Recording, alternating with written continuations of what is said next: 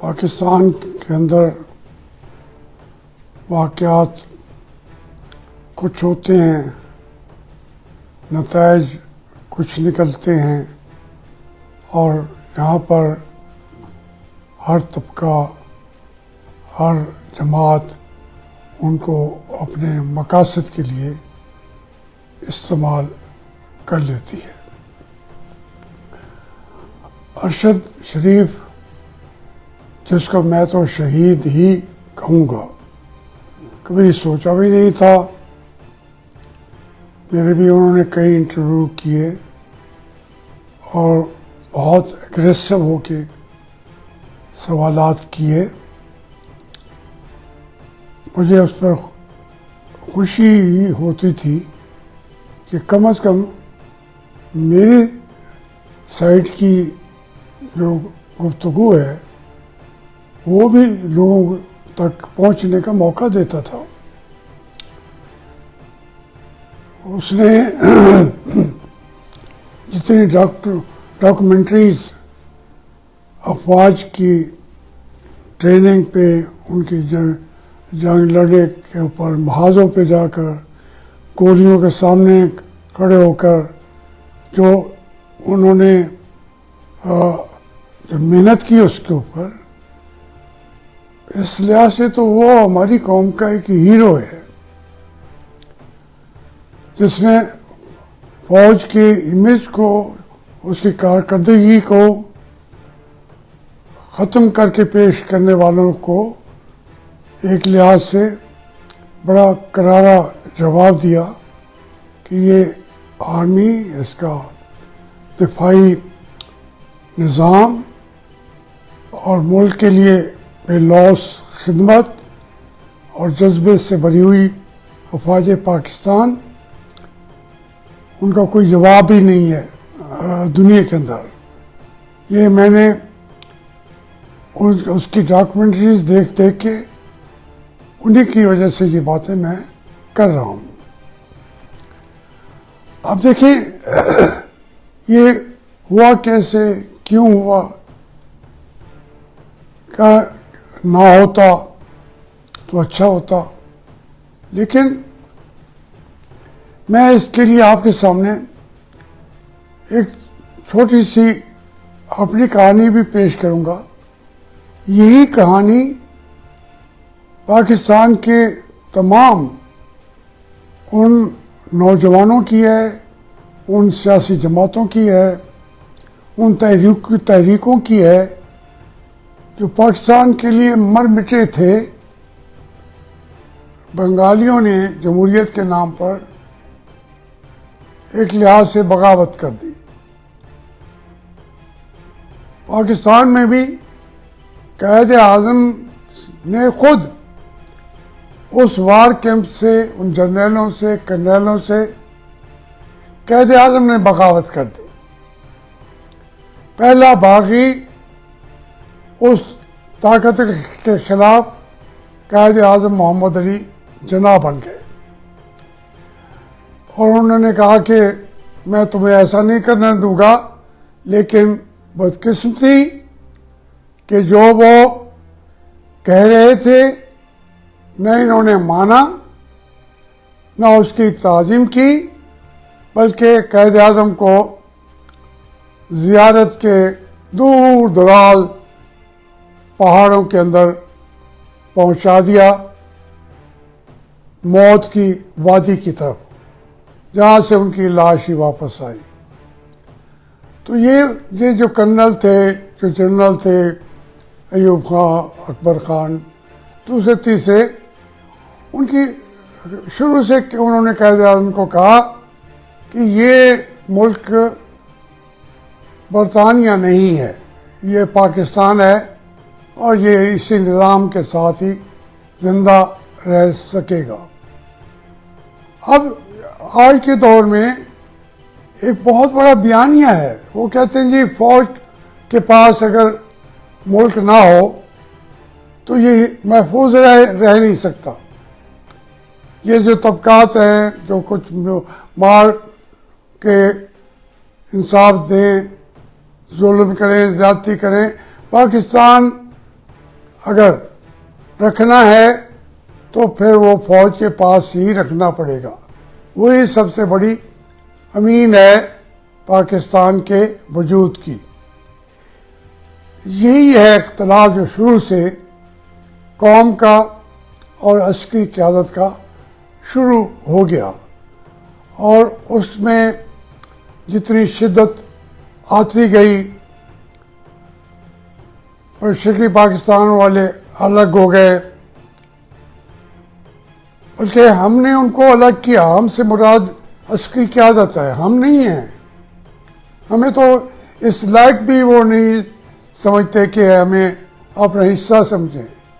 وہ مخلوق دوسری ہے، کوئی تیسری قوت ہے جو فیصلے کرتی ہے. وہ فیصلے ان پر عمل درآمد ہو کے رہتا ہے. کہاں ہوتا ہے وہ الگ بات ہے، لیکن جو وہ چاہتے ہیں نظام اسی طریقے سے چلتا ہے. میں نظام کی بات کر رہا ہوں. میں آج مسلم لیگی بھی بن کے بات نہیں کر رہا. میں تحریک انصاف کا بن کے بھی بات نہیں کر رہا. میں صرف پاکستانی کی حیثیت سے بات کر رہا ہوں کہ یہ تمام چیزیں بھی جو ہیں، تحریک انصاف ہو، مسلم لیگ ہو، ان کی قیادتیں ہوں، وہ یہ بھی وہی پیدا کرتے ہیں، فیصلہ کرتے ہیں کہ ہم نے 40 دن کا وزیر اعظم بنانا ہے یا 10 سال کا جنرل وہ صدر بنانا ہے، اور یہ فیصلے ان کے ہیں. اب اس میں کچھ لوگ جو ہیں وہ کچھ سمجھتے ہیں کہ ہم جمہوریت کے لیے کام کریں گے، کیونکہ پاکستان جمہوریت کے بغیر رہ نہیں سکتا. تو یہ سلسلہ آج کا نہیں ہے. اب آج ہم بات کر رہے ہیں ارشد شریف شہید کی، کہ اس کو کینیا کے اندر جا کر ایک سڑک کے اوپر شہید کر دیا گیا. کیوں ہوا، کیسے ہوا، یہ بحثیں تو چل رہی ہیں، لیکن میں خود پوری زندگی اسی عذاب سے گزرا ہوں، لیکن میرے اندر ایک طرف وہ رہی ہے.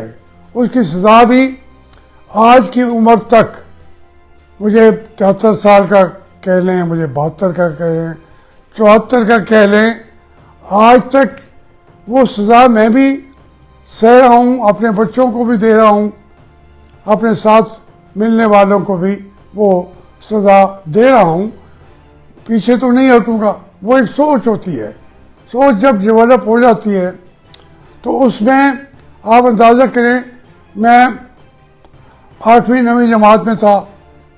ہم 22 لڑکوں کو، 22 بچوں کو ملتان صدر کے اندر انہوں نے صدر تھانہ ہے اس کے اندر ہمیں ڈال دیا.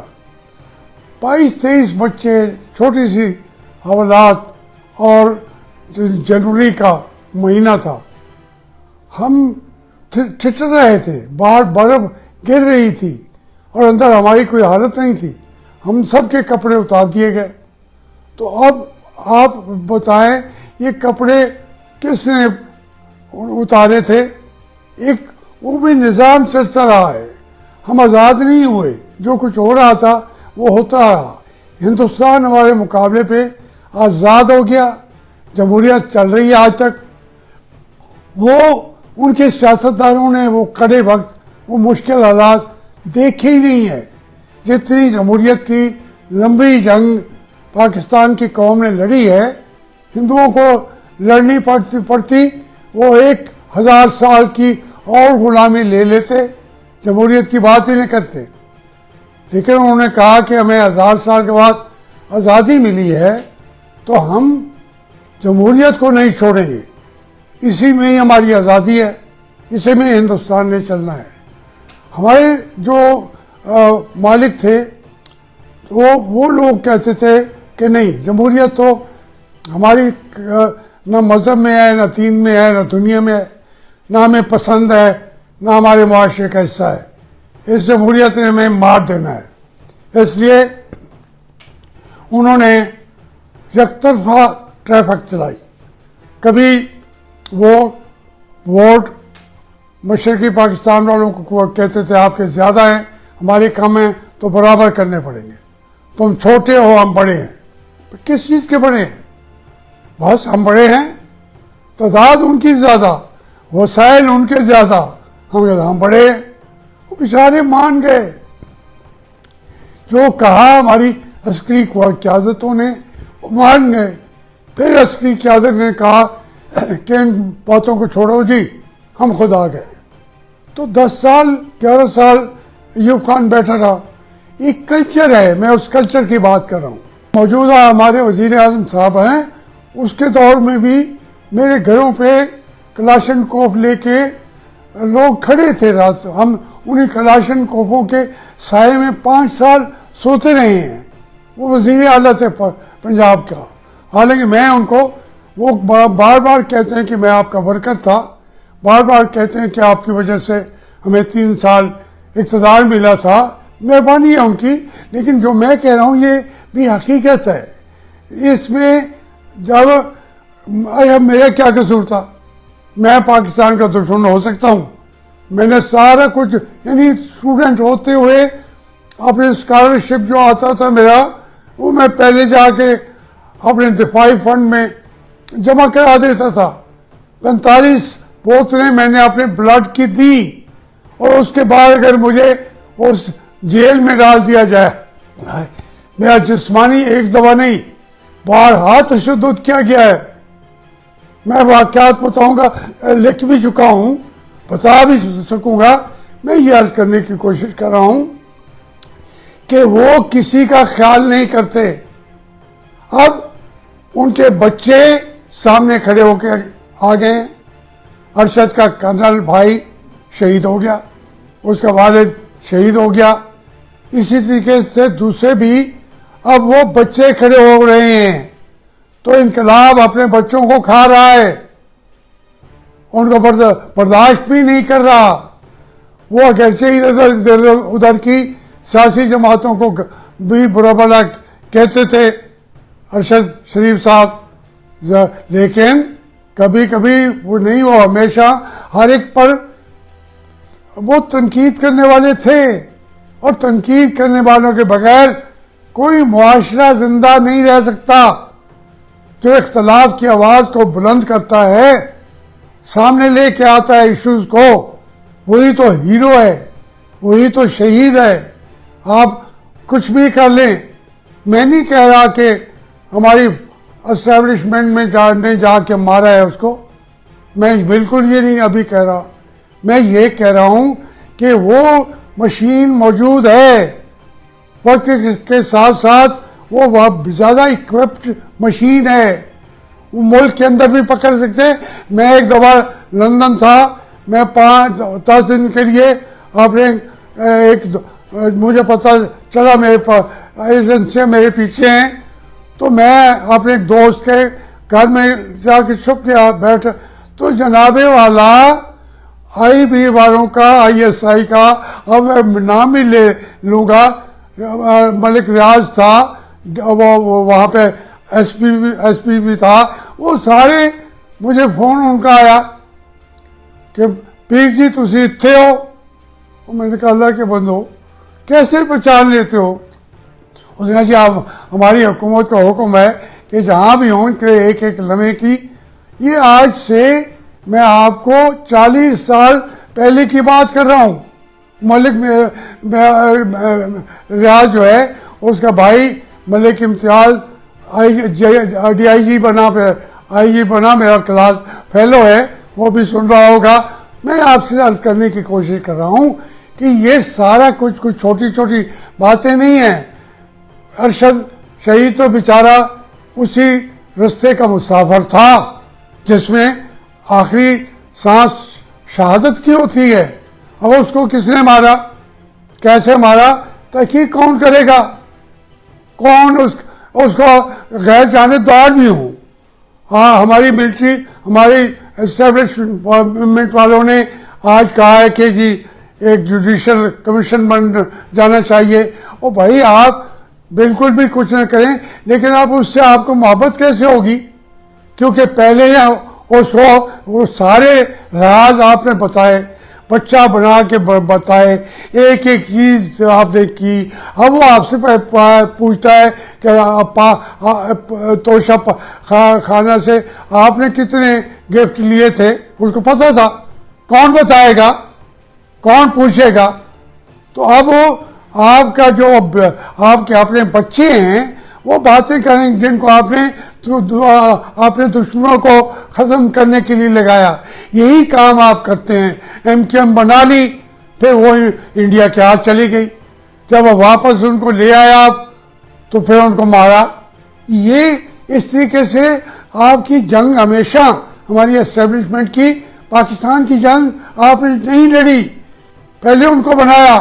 یہ نواز شریف کا میں نہیں سمجھتا کہ وہ سیاستدان بعد میں بنے. عمران خان 40 سال تو اس نے کرکٹ کو دیے. اب آپ نے ان کو سارے ملک پہ مسلط کیا. اب بھگتو، سامنا کرو، حالات کا سامنا کرو. لیکن یہ ملک کو توڑیں گے، پھر آپ ملک کو تباہ کریں گے. اب آپ بھی رک جائیں. سیاست فوج کا اوپر کی باتیں آپ کہہ دیتے ہیں. ہم یہ سیاست چھوڑ چکے ہیں تاکہ 5-7 سال پھر آ کے ہماری گردن پہ بیٹھ جاؤ. ہماری تو پاکستان کی بیچارے کی جو غریب ہو رہا ہے، مارا جا رہا ہے، سب نے لوٹا ہے. عمران خان اپنے ساتھ جتنے لٹیرے بیٹھے ہیں ان کی بجائے صبح رات دن محنت کر رہا ہے کہ نواز شریف کی کرپشن وہ ہے اور زرداری ہے. بھائی ہوں گے تو سامنا کریں. میں جاوید ہاشمی تو کوئی ذمہ دار نہیں ہوں ان کا جواب دوں. وہ اکاؤنٹیبلٹی کے لیے سامنے کھڑے ہوں، جواب دے میاں نواز شریف جواب دے، کیوں نہ دے؟ وہ کوئی آسمان سے آگے ہیں کیا؟ وہ عرش معلیٰ سے آگے ہیں. زرداری صاحب جو ہے وہ ساتھ میں آسمان سے نیچے آگے ہیں. بالکل جواب دیں، لیکن آپ بھی تو جواب دو کہ یہ فوج کس لیے بنائی ہے ہم نے؟ اپنے گھر کے بچوں کو مارنے کے لیے اسٹیبلشمنٹ کیوں بنائی ہے ہم نے؟ میں تفصیلات میں کیسے جاؤں؟ جو کچھ میرے ساتھ ہوا ہے، میرے پورے جسم کے اوپر آپ نے میں تو اللہ کا شکر ادا کرتا ہوں کہ میں کیسے تمام مراحل سے نکل کے زندہ کیسے بیٹھا ہوں. لیکن اس زندگی سے مجھے کوئی اللہ نے یہ بھی کرم کیا کہ اب تو آپ ہر ایک کو ننگا کر دیتے ہیں. جو بھی ہے، جو یہ کرتا ہے، میں یہ فوج کو نہیں کہہ رہا، جو یہ کر رہا ہے تو ٹھیک کر رہا ہے. اگر یہ باتیں ہو رہی ہیں تو آپ نکل جائیں، سیاست سے نکل جائیں. میں آپ کو ہاتھ جوڑتا رہا ہوں. ہمیں آپ نے چھپا کے بٹھا دیا ہے گھروں کے اندر، اور جب گھر کے باہر اگر کوئی جرنلسٹ آتا ہے اس کو بھی پکڑ کے مارتے ہو. یہ غلط باتیں آپ نے کی ہے. سیکھنا آپ نے نہیں ہے، آپ نے نہیں سیکھنا. مگر میں نے کہنے سے باز نہیں آنا. میری جتنی چیزیں قوم کو بتاؤ، میں جو لوٹ مار کی ہے، جو کیے، آپ ارشد شریف کو اس طریقے سے ایکسپوز کر دیتے. اب تو آپ کے اپنے بچے میدان میں آ گئے ہیں. ہمیں تو مار مار کے، ہم تو یہاں کے مسلی تھے، ہم تو اس قوم کے بالکل درجہ شہرم کے لوگ سے بھی نیچے تھے. ہمارے ساتھ جو کیا تم نے وہ کر لیا. تسلی ابھی بھی نہیں ہوئی کہ یہ کیوں جیتے ہیں، کیوں باتیں کرتے ہیں، کیوں زندہ ہیں. اس کے باوجود میں ذاتی طور پر میں پھر آج کوئی پارٹی کا بندہ بننے کی بجائے میں کہتا ہوں کہ آپ واپس نکل جائیں. جو کچھ کر لیا اس کو تو ہم پکڑ نہیں سکتے. ارشد شریف کے کوئی کہہ لے گا پکڑ لیں گے. دیکھ رہے ہیں، نظر کے سامنے ہیں قاتل کون ہے. یار یہ ایک بات بتائیں، آپ نے ملک کو اس قابل چھوڑا کہ وہ یہیں رہتا. جب اس نے آپ کو سیدھا آپ کی طرف رخ کیا تو وہ تو رہنے کے قابل نہیں تھا. اس کا تو سٹیزن شپ پاکستان کی ختم ہو گئی تھی. پھر اب وہ یہاں گیا، وہ کینیا گیا، کہاں گیا کہاں نہیں گیا، اس کو رہنے کے قابل نہیں چھوڑا تھا. میں خود آپ کو بتاؤں मैं अफगानिस्तान जाके भाग के निकलना चाहता था। अजमल खटक साहब, उनकी चूंकि वहाँ पर हुकूमतें थी, पीपल्स पार्टी की भी थी, पीपल्स पार्टी तो खैर ये हमारे साथ कर रही थी, लेकिन वो अफगानिस्तान में मैं जाने के लिए तैयार हो गया। दोस्तों से बात की, उन्होंने भी कहा कि ठीक है बंदोबस्त कर लेते हैं, लेकिन मैंने कहा कि नहीं यार, वतन को कैसे छोड़ें। फिर मुझे कज़ाफ़ी से हमने एक इनविटेशन मंगवाया। जब जहाज़ में जाके बैठा तो वहाँ यूथ की कॉन्फ्रेंस हो रही थी, कज़ाफ़ी साहब ने मेहरबानी की, मैं जहाज़ में बैठा, मेरा सामान ट्रिपोली पहुँच गया, मुझे अंदर जहाज़ से जाके पकड़ के बाहर निकाल दिया इन्होंने। ये आज तो ज़माना और तेज़ है, आप तो ज़्यादा ताकतवर हो गए हैं, आप तो ज़्यादा ऑर्गेनाइज हो गए हैं। मैंने पाकिस्तान से जाने की कोशिश ये की कि वो अभी एज है, वहाँ जाके पढ़ूंगा। अगर इन्होंने मुझे जेलों में डाल दिया, मुझे मर्डर केसेस का सामना करना पड़ा, जो मर्डर केसेस हैं, ये सब चीज़ें आप करवाते हैं हमसे। जब हम ए होते हैं, दूसरे बी को कहते हैं उसको ख़त्म करो, फिर उसका रिकॉर्ड रखते हैं। जो हम लूट मार छोटी मोटी करें भी सही, उसका रिकॉर्ड तो होता है। खुदा के लिए रोकने वाले बन जाएं, अपने आप को भी रोक लें, तब पाकिस्तान बच जाएगी। पाकिस्तान जिंदाबाद कहेंगे, वरना तुमने तो पाकिस्तान को मुर्दाबाद कहलाने का कोई मरहला छोड़ा नहीं है। मेहरबानी। YouTube पर गूगली न्यूज देखने के लिए youtube.com की सर्च बार में गूगली न्यूज टीवी टाइप करें। गूगली न्यूज के पेज पर सुर्ख रंग के सब्सक्रिप्शन वाले बटन पर क्लिक करना ना भूलिए। YouTube पेज पर अपलोड होने वाली वीडियो से बाखबर रहने के लिए बेल आइकन पर क्लिक कीजिए। आपको हर नई वीडियो के बारे में नोटिफिकेशन मौसूल हो जाएगा।